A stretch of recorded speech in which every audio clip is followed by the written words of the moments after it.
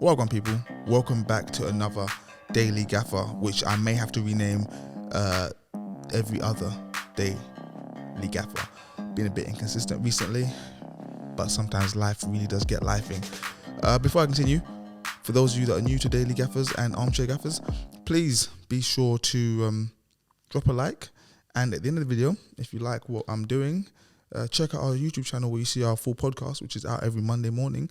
And if you like that, please subscribe. We've got a lot of things in the pipeline, a lot of content, as they say, on its way.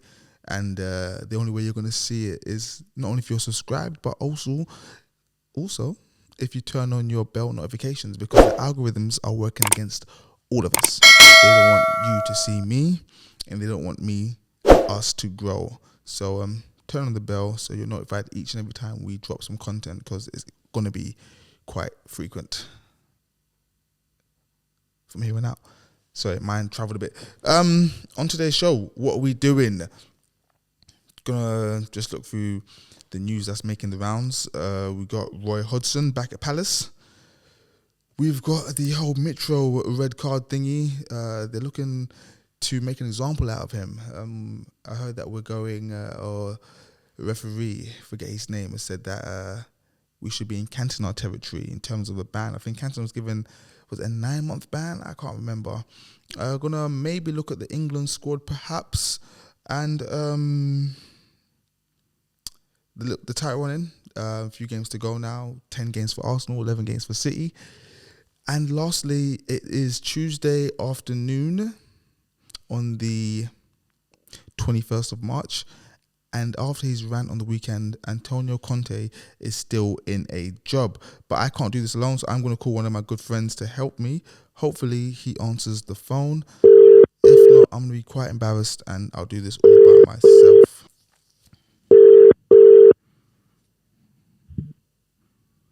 SB. Hello. How's it going, brother SB? I'm all good. How are you? I'm good. Shalom Shabbat. The Rattlesnake is live on the Daily Gaffer. How do you feel being on the Daily Gaffer, bro? Your first time contributing outside of the podcast. my aspirations to be on this show, Every day I just wake up and think, I haven't got a phone call from Jesse. Okay, let's crack on. We ain't got a lot of time to go. Nah. So we're going to talk about, first and foremost, the Mitrovic red card. And I'm glad I've got you, because Mitrovic did something that wasn't too dissimilar to what your star man did. And that was put his hands on an official. There was no punishment. What I would like to say is that Dermot Gallagher did like his research on this yesterday and said that it's two different situations. But oh yeah, Do you care to elaborate? We move. Go on. Tell me more. Bruno's just moved the referee. Not the referee, because it wasn't even the referee. It was the linesman. He just moved the linesman to the side so he can take the throw in, innit? Okay, so not all refs' lives matter. No. Like the rest, the main thing, and the linesmen are the side thing. Okay, so you can abuse the linos or the assistant refs, just not. Yeah. Is that what Dermot Gallagher said? Yeah. You got to treat the main right, man. You got to treat the main right. Okay. How do you feel? What are your thoughts on a lot of pundits and referees, former referees, saying that we need to make an example out of Mitrovic? It's so OTT. It's ridiculous. Yeah, I heard. I've heard some people say Fulham legends. I was listening to Facebook that Fulham legends would be turning in their grave if they saw this. I was like, what? It is a bit wild, isn't it? It is very OTT. Jamie O'Hara, I think it was defending, not really defending, but he was saying that the reaction is going a bit overboard, because they were saying, I think Laura Woods and another person was saying that young kids are going to see this and think, okay, let's go and push the referee, and he's saying that that's not how it works. What are your thoughts on that? Would you, when you was a child, see a player push a referee and be like, I'm going to go and do that on the playground? No, not from Mitrovic. Maybe if it was Thierry Henry or Neymar, so somebody, or Neymar, or someone that I actually looked up to as a footballer when I was a kid. But I don't think if I see Mitrovic pushing a ref, I'd be thinking, oh yeah, let me go to my Sunday league game at 9 o'clock, pushing refs on the floor and stuff. Do the same thing. But you know what's mad though? These things have been happening in Sunday league for ages. Yep. without it being happening in professional football. So it's just like, it is what it is. Like society, I think it's nothing to do with football. So do you think it's something that's maybe more exclusive to pros who are multi-millionaires or very well off at the very least, and their mindset is different to your average Joe? So it probably won't filter down to the grassroots, which is what I think their main concern was. Yeah, I think there's just a bit of hoorah about nothing, to be fair. Like, just give him his 3-game ban or 5-game ban for whatever you need to do. But I'm hearing he might get banned for the whole season and stuff. It's like, what? Yeah, so they're saying that his punishment needs to be in, I've heard the term Eric Cantona territory. I forget how long Cantona was banned for. Was it 9 months? 9 months. And I think Di Canio had a situation where he pushed the ref as well, but I think his was, I can't remember how many games he got suspended. 11 games. And he actually fully pushed the ref on the floor. Okay. So you're thinking 5-game ban should do it? Yeah. Me personally, I'm going to say that a 3-game ban and a fine for me is enough, because it was a push, it was punished there and then, and that was it. Yeah, that's it. He got sent off. They've gone down to 9 men. How many times do you see a team go down to 9 men? Exactly, yeah. So and that's what has happened. So they received their punishment. It was foolish, and we do need to punish him. But I'm not in the train of thought, the school of thought, where you have to make examples out of people, because the punishments are always way more than the crime. So let's just keep it within where it needs to be, in its realm of punishment, and give him his 3-game ban. Maybe at the very worst case, 5 games, like you said. Yeah, 5, and maybe like an apology or something, or like public apology, maybe to help him in the media, maybe stop killing him. I don't know, but it's not that deep, man. It's not deep, but you've got to give him a 9-month plus ban and whatnot. Yeah, we move on. Next topic. Crystal Palace on St. Patrick's Day, or the day before, fired Patrick Vieira, replaced him temporarily with I forget his name, Paddy something, from the one of the youth teams or coaching staff. Ooh. Hoping for Sorry. It just sometimes it's sounding a bit fuzzy. Sorry, can you hear me? I can hear you. Yeah, okay, cool. Guys, say it again. All right. Yeah. So they've rehired Roy Hodgson. What are your thoughts on this? Crazy. Yeah. Crazy that Roy Hodgson is still about. Crazy that Roy Hodgson can still even manage now. Like, was Roy Hodgson before Vieira? I think Hodgson only retired, not last season, but the one before that, and had his farewell. It wasn't at Palace. He left Palace in 2021. Okay. So the 2020-2021 season was his last with Palace. I think he came back to try and keep Watford up. Was it Watford last season? Oh, he did. He came back to yeah, that was it. Didn't keep them up, and retired with Sheila. He's 75 years old. He got to stop recycling these managers, man, honestly. Yeah. How do you feel, SB, about going back to your ex? Mate, it's never good. It's never good, is it? It's never good. It might sound good at the first in your thoughts and your brain, but you'll soon realise why. Yeah, Palace have got a big decision to make end of season with regards to Wilfried Zaha. Oh, Wilf. Yeah. Wilf Zaha. Do you think maybe this was a ploy, if you would, to kind of keep Wilf at the club? Are they friends like that? Well, I don't know. I'm assuming so. I thought Wilf's love was just for Crystal Palace. I didn't really associate it to Roy Hodgson, to be honest with you. I think he would get. I think he got on with Vieira anyway, or maybe I don't know. We assume so, but if not Roy Hodgson, then what I think it is with Palace, I think they've been scarred. They were scarred with the ball a few years ago. Had to sack him after a few games. They've seen what's happened at Southampton when the club has hired managers who aren't up for the job. I don't think they want to go for a foreign manager, so they're probably looking at the English pool of managers and seeing what they could do. And when you look at the English pool, who have you got? You've got Roy, you've got Sam. You also have who else? That's English. They probably would have took Sean Dyche if he didn't go to Everton by now. I think Sean Dyche would have been ideal. So these are your options, really. Dyche, well, it's not an option now, but you got Allardyce, Hodgson, there's no one else really. Because I believe they wanted to go for an English manager who knows the club, and they wanted the knows least risk. Yeah, they didn't have time for any sort of let's get this manager that can play this sort of football.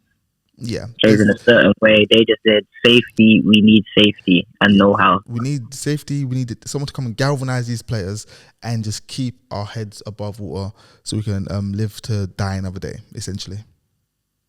But you know what's mad? When he got sacked, I was like, he deserved to get sacked. Like, they didn't have a shot on target for how many games? 4 games. They didn't have a win the whole calendar year. Yeah. But when you actually looked at their results and teams they played a lot of hard games. Yeah, I think everyone they played in those last 7 games or so were teams that were above them in the table. And then their next, I think, 6 games are teams that are below them in the table.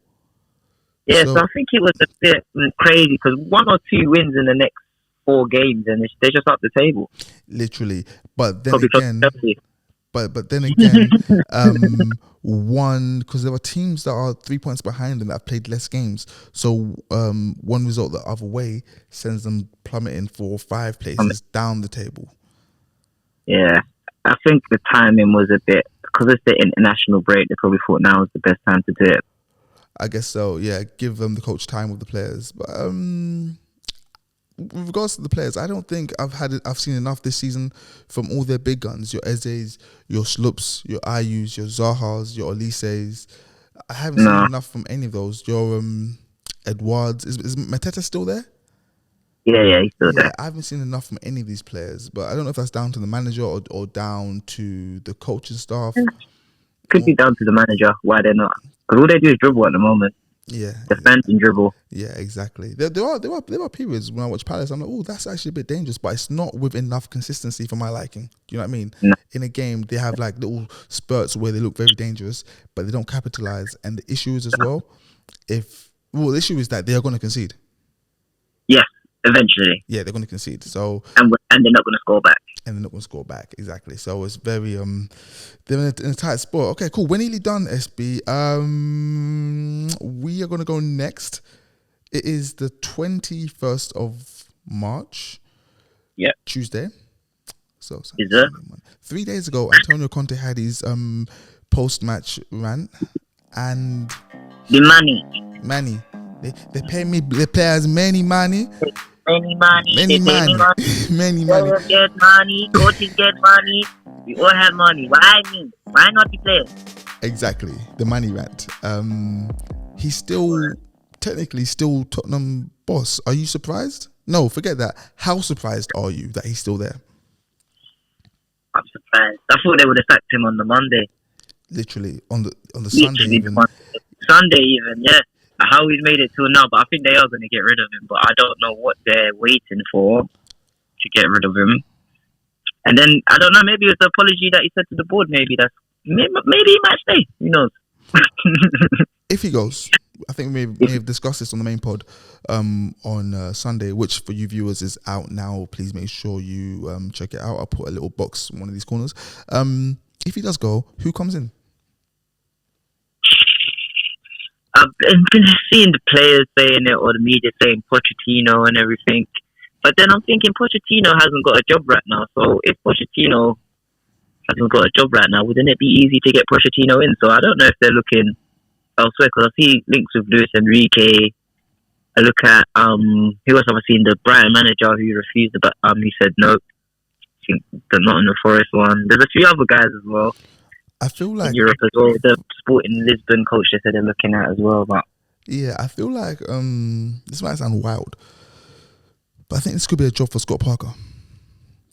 Wow, it's wild, but I think Tottenham as a club need to understand their level and where they are, and you got to hire managers on your level.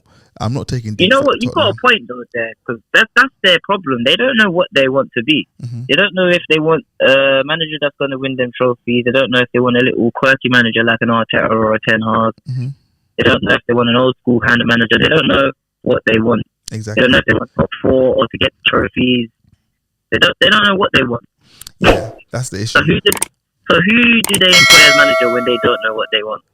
Exactly. I mean, they gave Conte money, and unfortunately, I don't know, the money didn't work for once. It's given them quite a few of their money. I saw thing on Sky Sports about it. They got Jose Mourinho spent 131 million on 10 players. Nuno spent 57 million on 5 players, and then Antonio Conte spent 192 million on 14 players. So they spent quite a bit of money. Yeah, this is a very complex situation at Tottenham. But what I will say before we move on is that I feel like the issues at Tottenham run deeper than just the coach and the players. I think it goes right down to the fabric of the club. And Harry Kane. I'm gonna keep saying that Harry Kane is the biggest problem at Tottenham. He's not bad by a long shot. He's one of the best players, not just in our league but in the world. Yeah, but I'm not. I feel sorry for him. Yeah, when I say Kane's the problem, I need to reiterate that I'm not saying he's bad. Okay, he's very good. He's excellent. He's fantastic. But that's the problem. Do you think he leaves? Pardon me? I said, do you think he leaves this season? They're apparently they're asking for £100 million pounds in one go for them to consider him going. Now that to me sounds absurd because I don't see any club paying £100 million pounds when he is in his last year. But then I wouldn't be surprised if someone does pay it because with Harry Kane, he's likely to probably sign a new contract. No, he is. Yeah, he exactly. Is. Let's move on. I feel sorry for him though. But sorry, I just got one thing to say about it because if he's like in a catch, he's in a sticky place because I feel like he wants to stay. But if Tottenham don't get Champions League this season, I think he's going to get absolutely battered by the media because they're going to say, "Where is your ambition? They've not qualified for Champions League. You've seen how you've exited all of this. Like, look how it's looking. Why would you still want to be there and not push for a move?" That's true. But we'll see. We don't know where his head's at.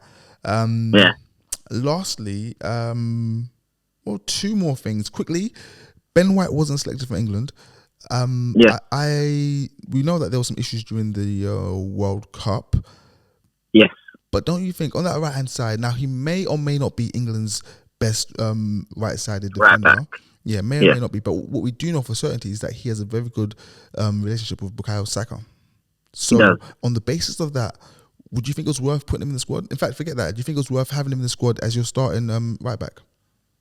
To the first part, I think it's definitely worth having Ben White in the England squad, even if he isn't starting as a right back or a centre back. But he's definitely worth having in the squad. I think he could start centre back if they was playing in a free, or even wing back. Like you said, I think he has got a good relationship with Saka. But the only problem is that we have Gareth Southgate in charge, and tactics isn't something that Gareth knows anything about. So I don't know if they will be able to get that same chem that they have at Arsenal over to England just due to Gareth Southgate and his tactics. That's the thing, yeah. So, but it's not a bad shout. It's not a bad shout, but as well, I respect Gareth Southgate a lot more because when I didn't understand why he wasn't choosing Alexander Arnold for the squad, I then realised later on why he didn't select him, and so I stand by my error before, and I kind of trust him nowadays. I know he's not tactically a great manager, but he does generally, he does stand by players like Harry Maguire. And Maguire, you see the Maguire, like, I see why he likes Maguire for England because international football is a slower pace than it is to the Premier League, so it kind of suits him. Yeah, exactly. So it makes sense there, and he doesn't let England down. No, it doesn't because it's slow pace, man. It's ridiculous in international football how slow pace is. Yeah. Lastly, going to go on to the title run real quickly. We're in the home stretch. 11 games to go for Man City, 10 games for Arsenal. However, Arsenal only have 10 games. Man City potentially have 18 more games to go this season. Do you think that will benefit them? Because I think players play better when they're playing regularly. So I think 2 fixtures a week could actually help Man City.